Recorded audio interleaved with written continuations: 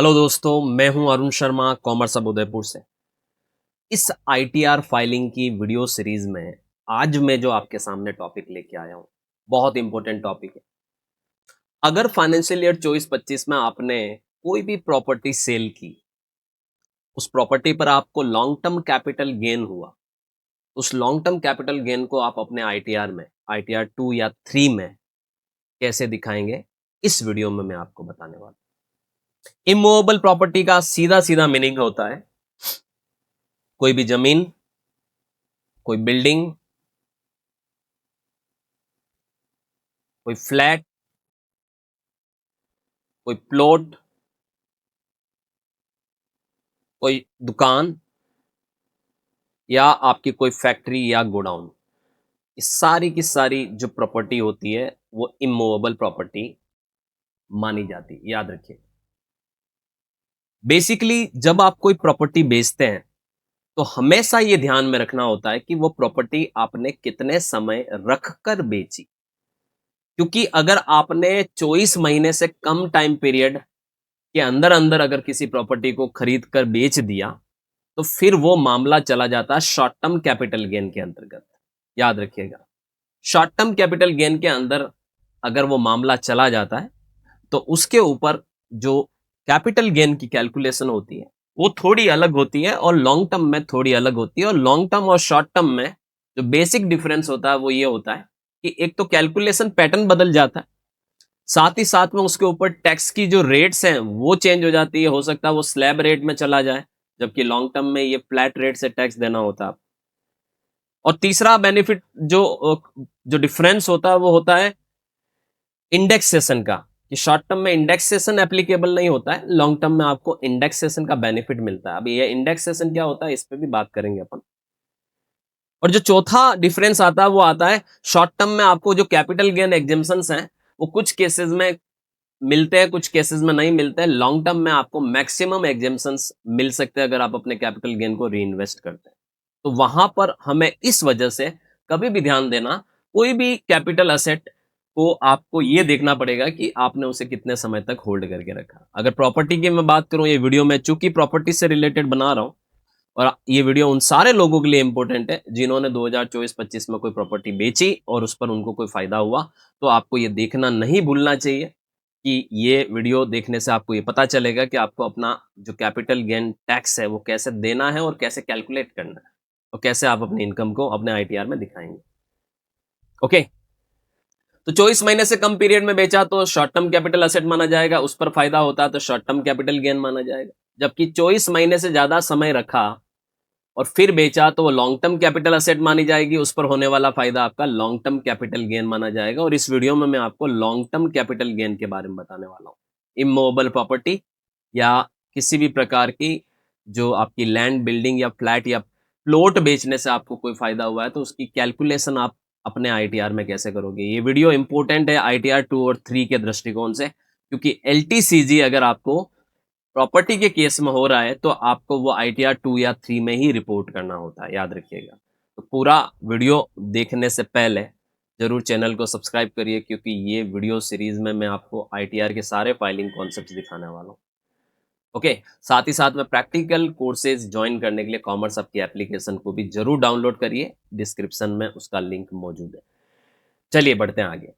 Financial year 24-25 इसलिए भी important हो जाता है क्योंकि फाइनेंशियल ईयर 24-25 में बहुत बड़ा बदलाव मिड ऑफ द ईयर से एप्लीकेबल किया गया है। कैपिटल गेन के केस में नियम बदले हैं, शॉर्ट टर्म में भी नियम बदले हैं, लॉन्ग टर्म के भी नियम बदले हैं। 23 जुलाई 2024 आपको याद रखनी होगी ये डेट, क्योंकि 23 जुलाई 2024 से पहले अगर आप कोई प्रॉपर्टी बेचते हो तो आपको उस प्रॉपर्टी के ऊपर 20% टैक्स देना होगा फ्लैट रेट से, एलटीसीजी के ऊपर 20% रेट से। लेकिन आपको इंडेक्सेशन का बेनिफिट मिलने वाला है। याद रखिएगा, इंडेक्सेशन यानी जब आपने प्रॉपर्टी खरीदी थी उस वक्त जो प्राइस आपने उस प्रॉपर्टी में इन्वेस्ट की, जब प्रॉपर्टी बेचने गए तो उसकी उस वक्त की वैल्यू आपको कन्वर्ट करनी होती है, उसको हम कहते हैं इंडेक्सेशन। इसका एक एग्जांपल से मैं आपको इंडेक्सेशन समझाता हूं। माना कि मैंने कोई प्रॉपर्टी सपोज 2010 में खरीदी, और वो प्रॉपर्टी मैंने 15 साल बाद 2025 में बेच दी। याद रखिएगा। अब आप समझिए कि अगर आप कोई प्रॉपर्टी 2010 में खरीदते हो, सपोज आपने वो प्रॉपर्टी खरीदी थी 10 लाख रुपए, और जब आप बेचने गए उसको 25 लाख में बेच दिया, तो दिखने में तो आपको 15 लाख रुपए का फायदा नजर आ रहा है, लेकिन इंडेक्सेशन का मतलब ये होता है कि जो पैसा आपने 2010 में इन्वेस्ट किया, क्या 15 साल बाद भी आप उसी को कीमत मानोगे? आपको 2025 के हिसाब से कीमत को परिवर्तित करना पड़ेगा, कॉस्ट इन्फ्लेशन इंडेक्स को ध्यान में रखते हुए। और government time to time every year cost inflation index, CII जिसको बोलते हैं, वो हर साल गवर्नमेंट लॉन्च करती है। फाइनेंशियल ईयर 2024-25 की सीआईआई 363 जैसे, और जो बेस ईयर उसकी सीआईआई हमने यहाँ पर बेस में ले ली, तो 10 लाख को मैं 2025 की कीमत में तब्दील करूंगा, तो उसके जब मैं इसको मल्टीप्लाई करूंगा करंट ईयर के सीआईआई को divide by base year CII, इस रेट को, तो मेरी 2025 की कीमत निकल कर आ जाएगी कि उस वक्त का 10 लाख 2025 का 21,73,000 होता है। यानी हकीकत में देखें तो आपको जो दिख रहा है ना, 10-25 लाख की सेल में से 10 लाख की कॉस्ट माइनस करो, 15 लाख का प्रॉफिट दिख रहा है, वो एक्चुअल में 15 लाख का प्रॉफिट नहीं है, क्योंकि जब आपने कॉस्ट को करंट ईयर में तब्दील किया तो उसका जो करंट ईयर का कॉस्ट निकल कर आया वो 21,73,000 आया। इसका मतलब आपको जो, अगर आप इंडेक्सेशन को ध्यान में रखते हो, तो आपका प्रॉफिट सिर्फ कितना है, 3,27,000 रुपए का प्रॉफिट है। अगर आप इंडेक्सेशन को ध्यान में नहीं रखते हो तो आपका प्रॉफिट 15 लाख का निकल कर आ रहा है। तो ये आप समझिए 2024, 23 जुलाई 2024 से पहले अगर आप प्रॉपर्टी को बेचते हो तो 20% आपका टैक्स लगेगा, लेकिन आपको इंडेक्सेशन का बेनिफिट मिलेगा। इसका मतलब ये हुआ है कि 3,27,000 रुपए आपका प्रॉफिट जो आ रहा है उस पर आपको 20% टैक्स देना होगा, 65,269 रुपए। लेकिन अगर आपने कोई प्रॉपर्टी 23 जुलाई 2024 के बाद बेची तो आपको इसके ऊपर 12.5% टैक्स देना होगा, लेकिन आपको इंडेक्सेशन का बेनिफिट नहीं मिलेगा। तो ये बहुत बड़ा बदलाव है एलटीसीजी की कैलकुलेशन में, स्पेशली इमूवेबल प्रॉपर्टी की कैलकुलेशन।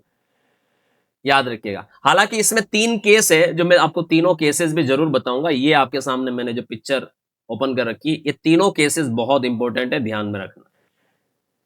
पहला केस है कि अगर कोई प्रॉपर्टी आपने 23 जुलाई 2024 से पहले खरीदी थी और 23 जुलाई 2024 से पहले ही बेच दी, 24 महीने से ज्यादा समय तक आपने होल्ड किया था उसको, यानी लॉन्ग टर्म कैपिटल गेन का मैटर आ रहा है। तो याद रखिएगा, अगर आपने 23 जुलाई 2024 से पहले पहले कोई प्रॉपर्टी बेच दी तो आपको 20% की दर से टैक्स देना पड़ेगा सरकार को। आप इंडेक्सेशन बेनिफिट ले सकते हैं, यानी आप कीमत को, उस प्रॉपर्टी की कीमत को बेचने के जो ईयर है, जिस साल आपने बेचा उस साल की कीमत में कन्वर्ट कर सकते हैं, कॉस्ट इन्फ्लेशन इंडेक्स को ध्यान में रखते हुए। तो ये आपको याद रखना है, ये नियम, पहला वाला नियम है, 23 जुलाई 2024 से पहले प्रॉपर्टी बेची तो this is the tax rate for the long term capital gain as well as indexation benefit आप ले पाओ। लेकिन अगर कोई प्रॉपर्टी आपने 23 जुलाई 2024 के बाद खरीदी और 23 जुलाई 2024 के बाद ही बेच दी, मतलब अभी तो आप समझिए 24-25 फाइनेंशियल ईयर की बात कर रहा हूं, तो ऐसे केस में अगर मैंने कोई प्रॉपर्टी 23 जुलाई 2024 के बाद खरीदी तो वो लॉन्ग टर्म तो हो नहीं सकती, क्योंकि 24 महीना अभी निकले नहीं है, वो शॉर्ट टर्म ही होगी। लेकिन अभी 2-3 साल निकलने के बाद हम यह कैलकुलेशन जब करेंगे तो 23 जुलाई 2024 के बाद खरीदी हुई प्रॉपर्टी पर आपको सीधे सीधे 12.5% टैक्स देना होगा लॉन्ग टर्म में, और उस पे आपको इंडेक्सेशन बेनिफिट नहीं मिलेगा। ये दूसरा कॉन्सेप्ट है जो आपको ध्यान में रखना है। होल्डिंग पीरियड आप हमेशा ध्यान रखिए 24 महीना लॉन्ग टर्म के केस में। और तीसरा केस जो कि बड़ा इंपॉर्टेंट केस है, वो आपको मैं बता दूं, इस साल हम अभी इसको कैलकुलेट करके देखेंगे ITR 2 के अंदर। मैंने कोई प्रॉपर्टी 23 जुलाई 2024 से पहले खरीदी, मान लो मैंने कोई प्रॉपर्टी 2018 में खरीदी, समझना, और उस प्रॉपर्टी को मैंने अभी जनवरी 2025 में बेच दिया, तो ये मामला इसमें आता है कि आपने 23 जुलाई 2024 से पहले खरीदा और 23 जुलाई 2024 के बाद बेचा। तो इस केस में गवर्नमेंट आपको, इनकम टैक्स डिपार्टमेंट आपको ये बोलता है कि आप 20% विथ इंडेक्सेशन वाला ऑप्शन भी ले सकते हो और 12.5% विदाउट इंडेक्सेशन वाला ऑप्शन भी ले सकते हो। दोनों में से जो आपके लिए फ्रूटफुल होगा, वो डिफरेंस आपको कहीं ना कहीं, मान लो आपको ये इसमें फायदा हो रहा है और इसमें नुकसान हो रहा है, तो आपको वो जो दोनों का बीच का डिफरेंस है वो माफ कर दिया जाएगा, आपको टैक्स जिसमें कम बनेगा वही देना होगा, लेकिन नियम अनुसार कैलकुलेशन इसके अनुसार होगी आपकी। तो चलिए हम लोग देखते हैं इस मामले को ITR 2 की एक्सेल यूटिलिटी के अंदर कि किस तरीके से आप अपनी प्रॉपर्टी के ऊपर लॉन्ग टर्म कैपिटल गेन की कैलकुलेशन करेंगे।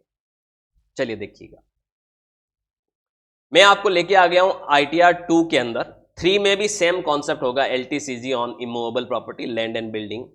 ओके, और आप देख सकते हैं एक्सेल यूटिलिटी में मैंने यहां पर कैपिटल गेन स्केड्यूल ओपन कर रखा है और उसमें मैं बिल्कुल लॉन्ग टर्म कैपिटल गेन आपके सामने मैंने ओपन कर रखा है। मैं थोड़ा सा जूम कर देता हूं इसको। Long term capital gain on sale of land और बिल्डिंग और बोथ। ओके, एक चीज हमेशा समझिएगा, अगर आप कोई ऐसी प्रॉपर्टी बेच रहे हो जिस प्रॉपर्टी में को ओनरशिप में हो आप, यानी वहां पर सपोज आपने कोई प्रॉपर्टी 1 करोड़ रुपए में सेल की, उसमें 2 पार्टनर है, दोनों 50-50% की शेयरिंग में है, तो इस केस में आपको यहां पर अपनी कैलकुलेशन में सिर्फ अपना हिस्सा ही डालना होगा, पूरी प्रॉपर्टी की ओरिजिनल सेल वैल्यू नहीं डालनी। मतलब 1 करोड़ की प्रॉपर्टी आप 50% में है तो आपको 50 लाख रुपए डालने होंगे यहाँ पर, याद रखिएगा। तो ये एक चीज ध्यान रखना है। अब आपको यहां पर क्या क्या डालना होता है, कैसे कैसे डालना होता है, ध्यान से देखिएगा। सबसे पहले पूछा जा रहा है आपसे डेट ऑफ परचेज, तो चलिए हम सबसे पहले डेट ऑफ परचेज डाल देते हैं, उस प्रॉपर्टी की परचेज डेट। तो माना कि मैंने वो प्रॉपर्टी खरीदी थी 1 अप्रैल 2018 में, समझना आप, ठीक है। तो ये डेट ऑफ परचेज आपको डाल देनी। दूसरा डालना होता है डेट ऑफ सेल या ट्रांसफर। तो अब आपको डेट ऑफ सेल में डालना, मान लो मैंने ये प्रॉपर्टी बेची 1 जनवरी 2025 में, यानी फाइनेंशियल ईयर 24-25 में, और ये भी ध्यान रखना 1 जनवरी 2025 में बेच रहे हो तो ये 23 जुलाई 2024 के बाद की डेट है। मतलब ये मामला कौन सा वाला मामला है कि खरीदा आपने 23 जुलाई 2024 से पहले पहले और बेचा 23 जुलाई 2024 के बाद। और लॉन्ग टर्म कैपिटल असेट इसलिए है क्योंकि आपने ऑलमोस्ट 7 ईयर होल्ड करके रखा है इसको, तो ये LTCG का मामला बन रहा है, राइट। अब आपको क्या डालना होता है, उस प्रॉपर्टी की full value of consideration received, यानी आपने उस प्रॉपर्टी को कितने में बेचा। अब माना कि मैंने उस प्रॉपर्टी को बेचा 60 लाख रुपए में, ध्यान से देखना आप लोग, प्रॉपर्टी को आपने 60 लाख में बेचा, ठीक है। और फिर आपको डालना होता है उस प्रॉपर्टी की स्टाम्प वैल्यू, वैल्यूएशन अथॉरिटी के अनुसार उसकी वैल्यू, मतलब उसकी stamp value.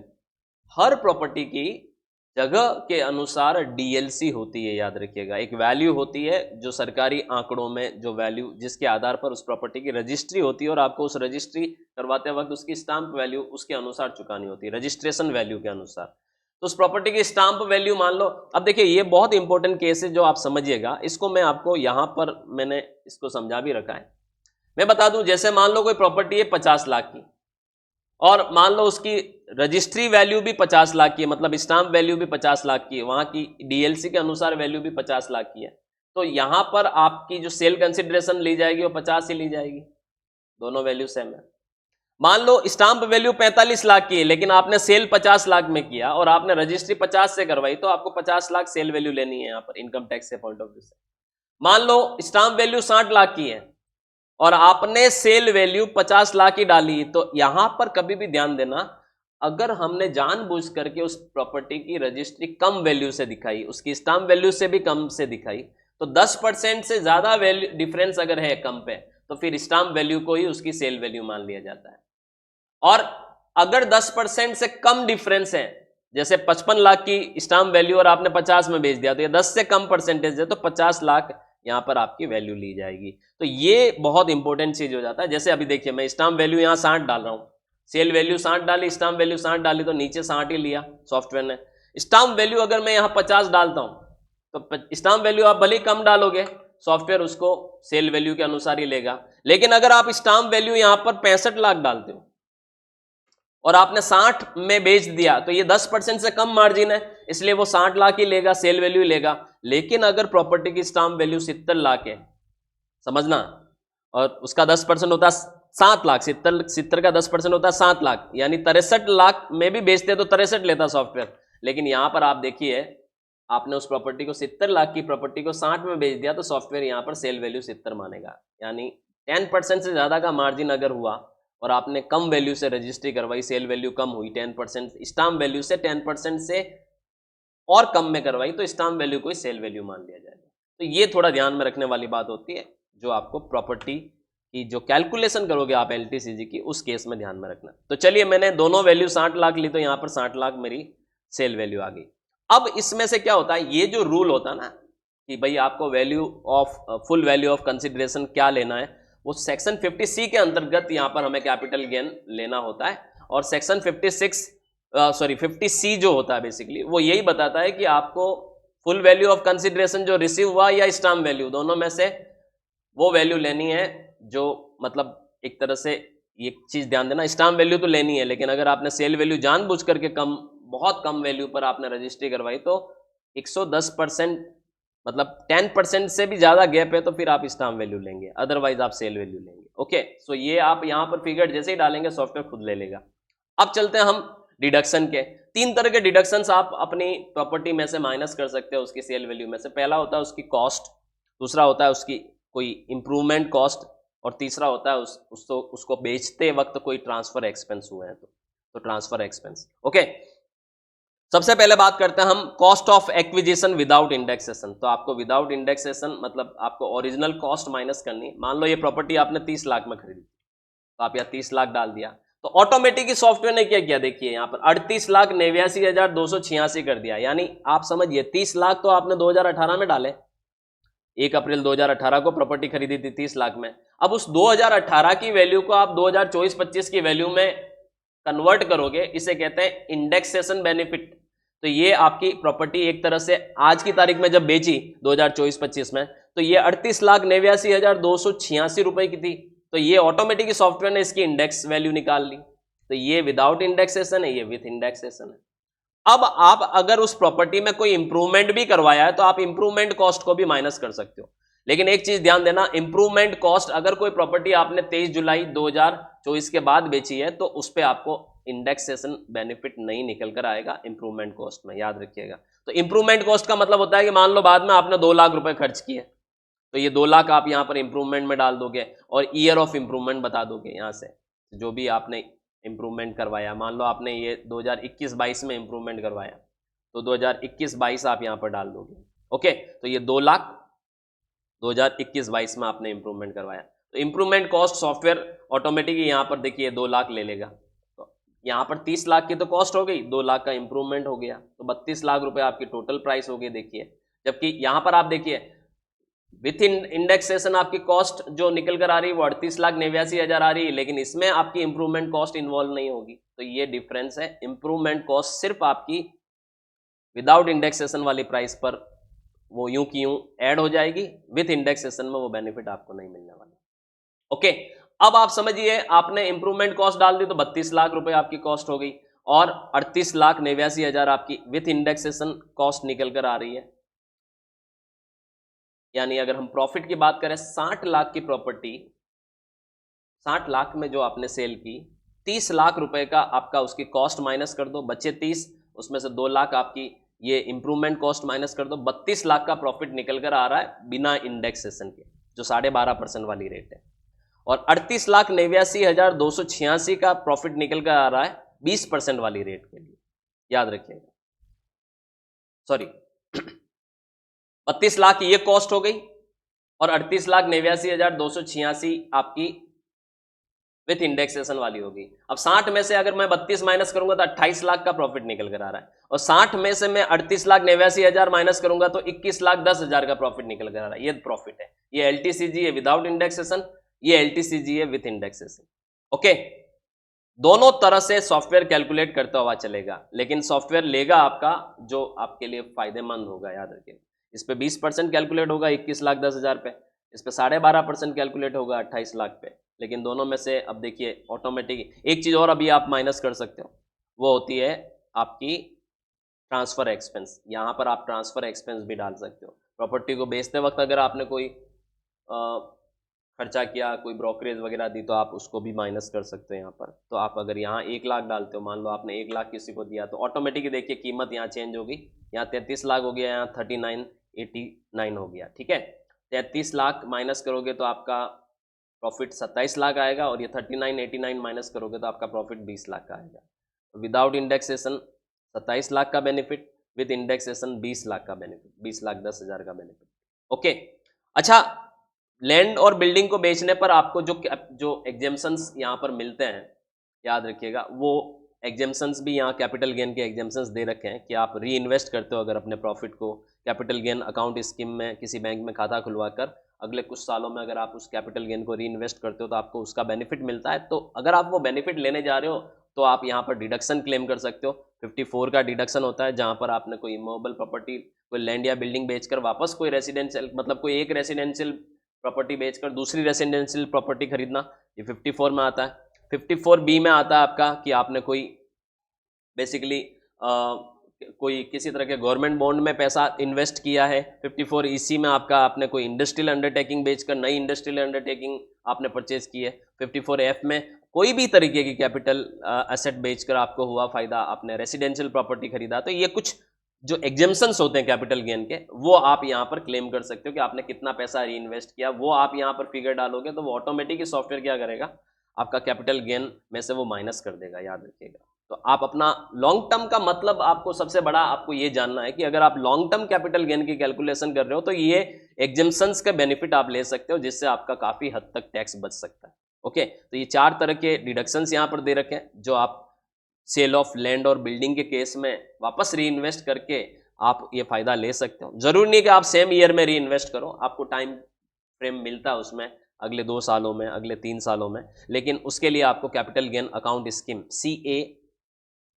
Capital gain CGAS का एक अकाउंट होता है जो बैंक में आपको ओपन कराना पड़ता है, उसमें वो पैसा री इन्वेस्ट करना होता है। ओके, ताकि वहां से अगर आप नई प्रॉपर्टी भविष्य में परचेज करो तो वहां से वो पैसे का पेमेंट कर सको उस नई प्रॉपर्टी में।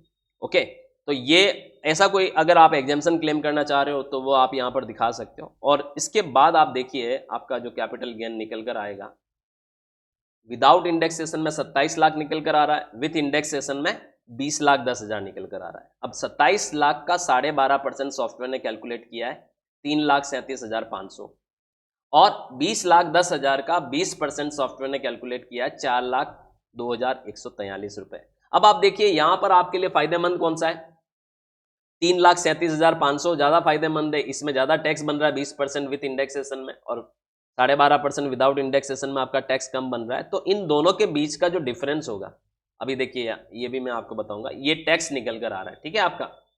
अब क्या होता है कि एक चीज और आपको ध्यान में रखनी होती है कि जिसको आपने बेचा सामने वाले की डिटेल भी आपको डालनी पड़ती है, याद रखिएगा हमेशा कि किसको बेचा। कई बार आपने सामने वाले ने भी जॉइंट में रजिस्ट्री करवा रखी हो, बायर सामने वाले 2-3 जने हैं, तो आपको सारी डिटेल यहाँ पर भरनी होती है। जैसे अगर आपने यहाँ पर मान लो बताया कि भाई मैंने अरुण शर्मा नामक किसी व्यक्ति को बेचा है, और आप सामने वाले का इस तरह से पैन नंबर दिखा देंगे, और उसके अलावा आधार नंबर डाल सकते हो, परसेंटेज ऑफ शेयर बता सकते हो, मतलब पूरा अगर सामने वाला सिंगल रजिस्ट्री करवाई है, सिंगल पर्सन है, तो आप पूरा 100% बता सकते हो, और पूरा वैल्यू जितने में बेचा वो यहाँ डाल सकते हो। अगर मान लो इस केस में मान लो 2 बायर होते हैं तो दूसरे का भी डिटेल डालते हैं, फिर यहाँ परसेंटेज डालते हैं, 50% इसका, 50% दूसरे का, फिर यहाँ 30 लाख इसका, 30 लाख इसका। तो ये आप बाइफरकेशन आपको देना पड़ता है।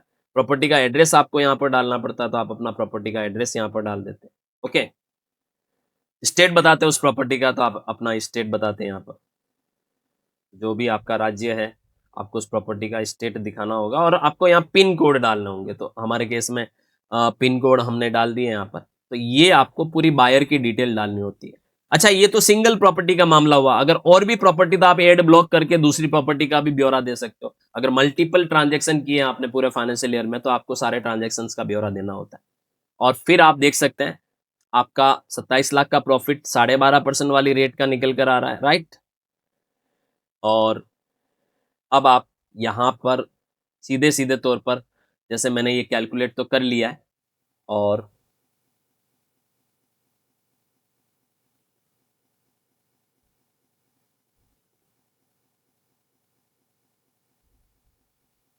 अब आपको ये यहाँ पर एक चीज और ध्यान रखना, डिफरेंस भी कैलकुलेट करना होता है कि कितना डिफरेंस आ रहा है। क्योंकि अभी जो मामला है, ये जो मामला आपने डाला है 2018 में खरीदी हुई प्रॉपर्टी 2025 में आप बेचने जा रहे हो, तो डिफरेंस तो आ रहा है आपका। दोनों दोनों केस में आपका जो टैक्स है वो अलग अलग कैलकुलेट हो रहा है, ठीक है।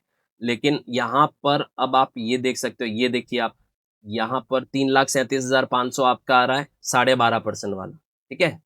और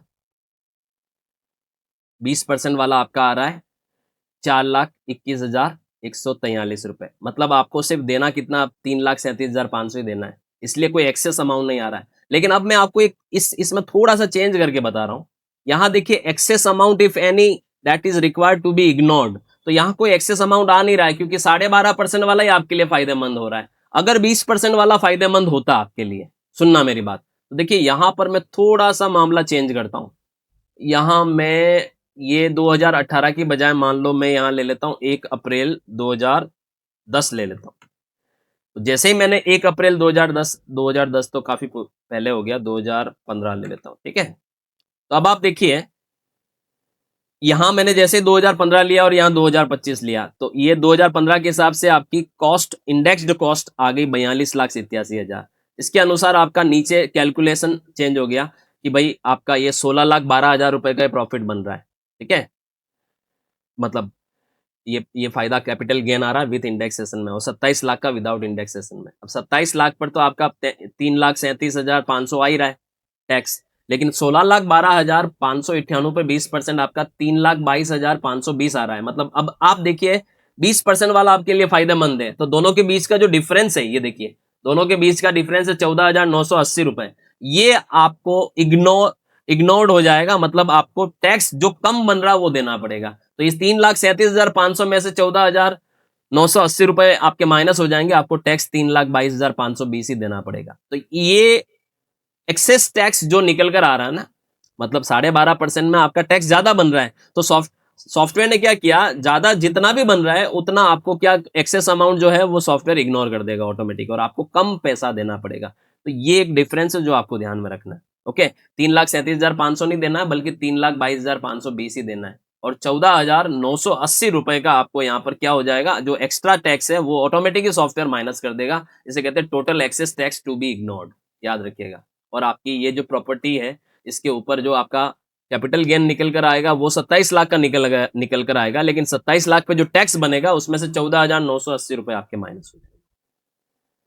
इस साल इनकम टैक्स डिपार्टमेंट ने long term capital gain on immovable property के केस में ये ऑप्शन दिया है कि या तो 12.5% विदाउट इंडेक्सेशन या 20% विद इंडेक्सेशन, दोनों में से which ever is profitable for you, वो उतना ही टैक्स आपका बनेगा। तो उतना ही बन रहा है। ये जो 20% वाले में आपको ज्यादा फायदा हो रहा था, तो वो जो फायदा एक्सेस अमाउंट था वो ऑटोमेटिक सॉफ्टवेयर माइनस कर देगा आपका 14,980 रुपए। ओके, अब देखिए आपका एक तरह से देखा जाएगा कि कैपिटल गेन 27 लाख का माना जाएगा, 12.5% वाला ही माना जाएगा। ये जो फायदा है वो ऑटोमेटिक ही माइनस हो जाएगा आपका। 27 लाख को आपको क्या करना होगा, टेबल नंबर एफ में डालना होगा, ठीक है। ये टेबल नंबर एफ होती है इसी में नीचे।